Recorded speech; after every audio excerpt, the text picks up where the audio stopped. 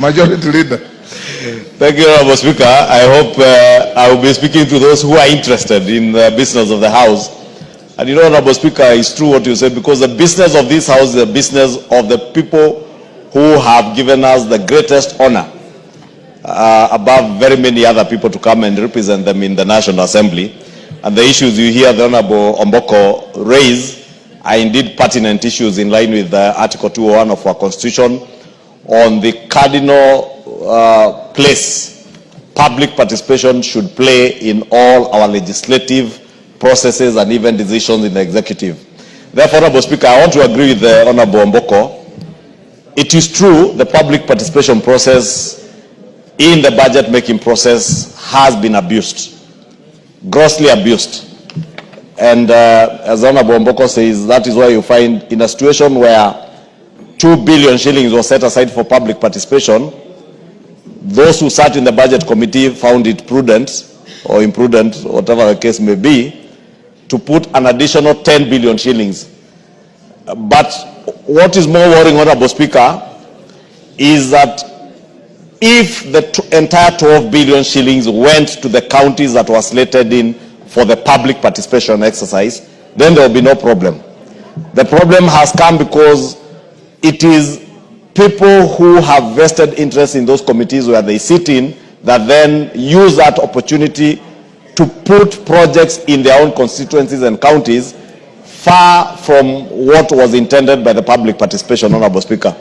And I say this with immense respect to those who sit in the Budget and Appropriations Committee, because it is a committee that I have chaired before in this House. And the tradition that we had set right from the 11th Parliament, when the new Constitution came into being, is that money would be set aside for public participation, and over a period of 4 years, we would cover all counties in the country. And it is sad that some counties like Vihiga and the other 10 counties that were slated for benefit of these monies now lose out because of what is otherwise bad manners by ourselves, those who sat in the Budget and Appropriations Committee. And I say this, Speaker, because we have now reconstituted a new Budget and Appropriations Committee. Let me be on record, it will not be business as usual. This House will not sit back and allow members who sit in the Budget and Appropriations Committee to use the position they hold in that committee to appropriate money to only their constituencies at the expense of other Kenyans. Because all these 349 members come here to represent people. They come here to seek and lobby for resources to go back to their people. That is why the people of Vihiga are crying today. It is sad that you would find in a county that was to benefit from public participation, a national polytechnic in a county that was slated to benefit for public participation, getting a meager 10 million shillings, whereas in another county where a member in the Budget and Appropriations Committee sits in, a national polytechnic gets 250 million shillings. It is immoral. It is unethical and very unprofessional of us who sit in those committees. And I say it will not be business as usual, because we have agreed as the House leadership, both in the majority and the minority party, that those who get the opportunity to sit in whichever committee you sit in that committee to ensure that there is equitable allocation and share of resources across the country. And we will make sure that that happens. I therefore wanted to urge the Honorable Omboko and the other members who are affected. I will engage with the National Treasury to ensure that those counties do not lose on account of the actions of the former Committee of Budget and Appropriations, so that within the next financial year, because they are now preparing the estimates for the next financial year, we factor in those counties that should have benefited this year and those that ought to benefit next year. But let this serve as a warning bell to the new committee. I know the committees are slated to hold their elections tomorrow. Whoever you elect in those committees, especially the Budget and Appropriations Committee, because it is one of the 18 committees whose mandate lapsed. And there are new members in that committee. An opportunity to serve in the Budget and Appropriations Committee of this House is not an opportunity to enrich yourself. It is not an opportunity to allocate resources to your constituency or your county or to those who you think are your friends above others. You must ensure, as members of that committee, there is equitable and fair distribution of resources, not just those in public participation. The reason why the Budget and Appropriations Committee has been elevated in our standing orders to be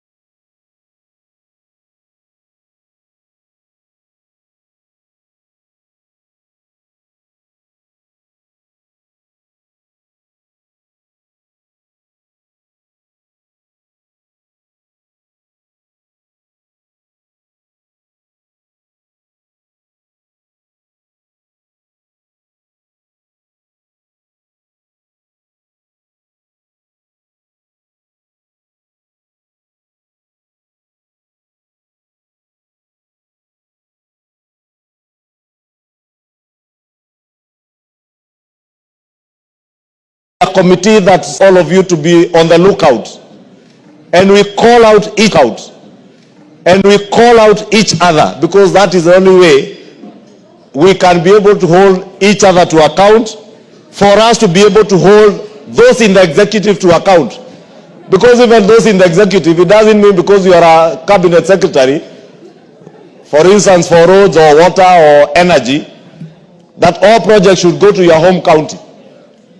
There must be equitable and fair allocation and share of resources in this country, and that is the spirit that we want to go ahead. Therefore, let me assure Honorable Omboko Milemba, I will pick up that matter with the National Treasury to ensure that none of the counties lose out. But also to tell members of the Budget and Appropriations Committee, whichever leaders you elect when you go to elections tomorrow, I pray that you will do what is just, what is right, and what is accountable by your own standards and by our own standards as a House. That public participation allocation was meant as seed capital. When you go out and listen to Kenyans, they tell you this National Polytechnic in this county has 20 or 10,000 students. They have hostels that accommodate only 1,000 students. You know, 2 billion shillings might not even be enough maybe to build hostels in that one particular institution. But you put in seed capital, which informs the next budget making process.